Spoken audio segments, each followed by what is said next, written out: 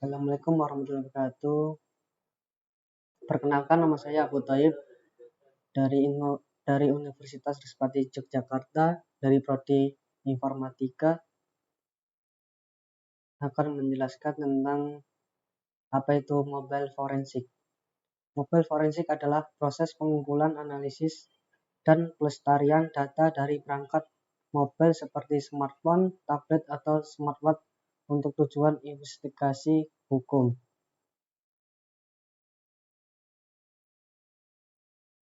Jadi kita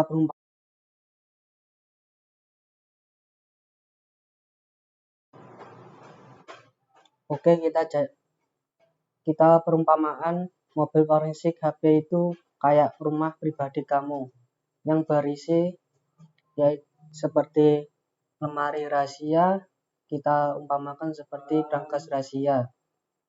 Lalu dapur itu sebagai ruang kerja,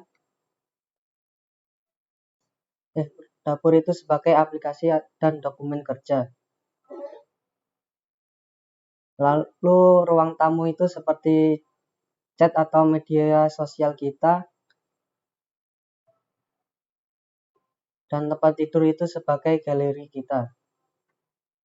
Nah, kalau polisi curiga ada kejahatan, semisal di dalam rumah itu ada barang bukti, mereka nggak bisa asal dobrak, harus ada prosedur. Seperti membawa surat izin, kayak surat izin penyitaan HP, lalu rumah diamankan, dan ada yang keluar masuk, kayak isolasi HP pakai Faraday bag. Lalu tim forensik masuk, cek setiap sudut, buka lemari, cek CCTV, itu seperti proses ekstraksi dan analisis data di HP. Lalu semua yang telah dilakukan itu dicatat dan dibuat laporan untuk pengadilan, kayak laporan forensik digital.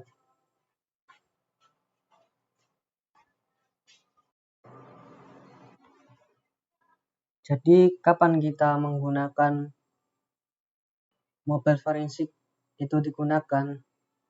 Biasanya digunakan dalam kasus kriminal seperti perampokan, kekerasan, dan teroris.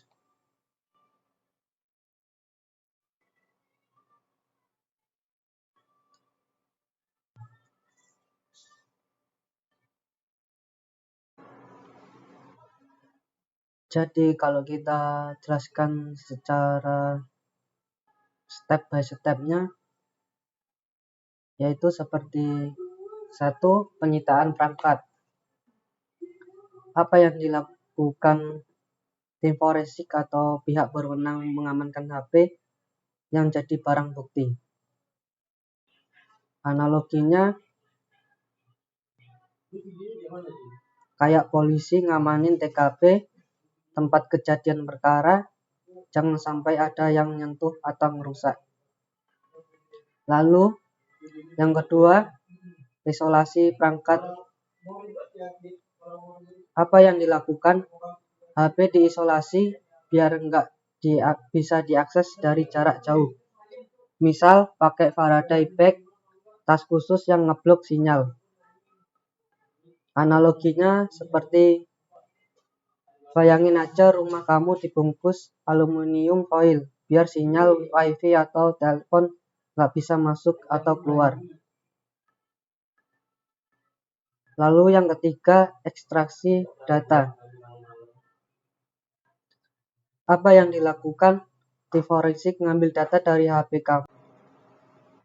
Jadi pada studi kasus ini dalam mobile forensik, yaitu seperti kasus kopi cyanida di Indonesia.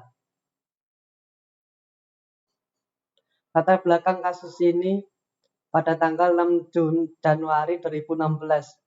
Publik Indonesia digemparkan oleh peristiwa kematian tragis seorang wanita muda bernama Wayan Mirna Salihin di sebuah kafe terkenal di kawasan Grand Indonesia, Jakarta.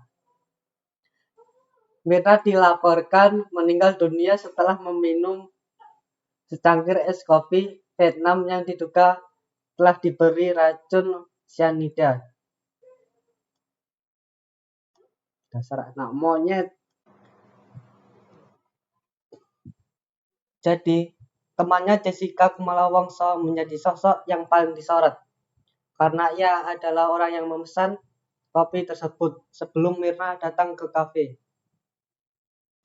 Kasus ini tidak hanya menarik perhatian masyarakat Indonesia, tetapi juga media internasional karena kompleksitas penyelidikannya dan banyaknya aspek digital yang terlibat. Peran mobile forensik dalam kasus ini. Di era modern, investigasi kriminal tidak lagi hanya bergantung pada saksi mata atau bukti fisik.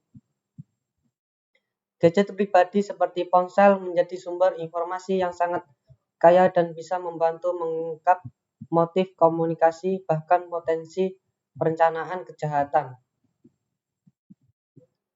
Dalam kasus ini, tim penyelidik memanfaatkan mobile forensik untuk menggali informasi dari ponsel milik Jessica Kumala Wongso. Apa saja yang diperiksa? Satu, seperti isi percakapan WhatsApp dan SMS Jessica. Lalu, riwayat panggilan telepon, aktivitas pencarian di browser seperti Google atau sejenisnya. Lalu aplikasi komunikasi lain yang terpasang. Lalu data lokasi atau GPS bila tersedia, catatan atau memo pribadi di ponsel, kontak atau koneksi yang mungkin berkaitan dengan motif atau perencanaan. Temuan digital dari mobile forensik. Berdasarkan berbagai laporan media dan keterangan dalam persidangan, beberapa temuan dari pemeriksaan ponsel Jessica adalah sebagai berikut. 1. Percakapan yang dianggap mencurigakan. Pihak penyidik menemukan percakapan Jessica dengan beberapa temannya yang membicarakan kondisi psikologisnya, hubungan sosial, serta indikasi adanya perasaan dendam atau kekecewaan terhadap Mirna. Kedua, pencarian informasi terkait cyanida. Salah satu poin yang cukup penting adalah dugaan bahwa Jessica sempat melakukan pencarian di internet mengenai bahan kimia berbahaya seperti cyanida. Ketiga, riwayat lokasi dan aktivitas sebelum kejadian. Dari ponsel Jessica juga diketahui riwayat pergerakan sebelum peristiwa di kafe, termasuk saat dia tiba lebih dulu dan memesan minuman.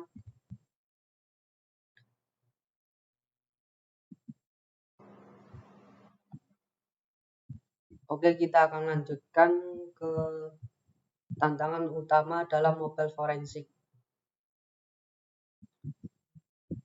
Yang pertama yaitu enkripsi canggih. Smartphone modern, apalagi iPhone atau Android terbaru, punya sistem enkripsi yang sangat kuat.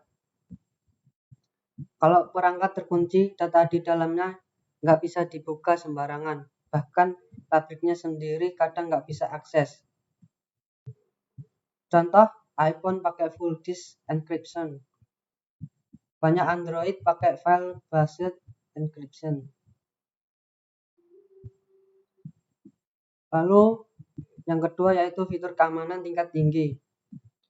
PIN, password, fingerprint, Face ID, fitur remote wipe, data bisa dihapus dari jarak jauh, aplikasi tersembunyi atau sistem anti forensik.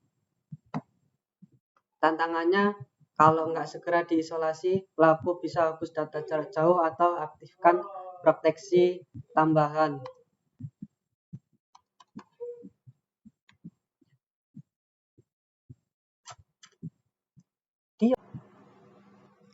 Lalu yang ketiga yaitu tentang fragmentasi sistem operasi dan versi. Ada ribuan model HP dengan berbagai versi Android yang berbeda-beda, custom ROM, varian iOS, vendor, modifikasi sistem Akibatnya, teknik atau tool forensik belum tentu kompatibel ke semua perangkat. Lalu, yang keempat, data tersebar ke cloud. Nggak semua data disimpan di perangkat, banyak yang langsung ke cloud, seperti Google Drive, iCloud, WhatsApp, dan tantangannya akses data cloud butuh izin tambahan, kadang melibatkan perusahaan luar negeri dan masalah hukum lintas negara.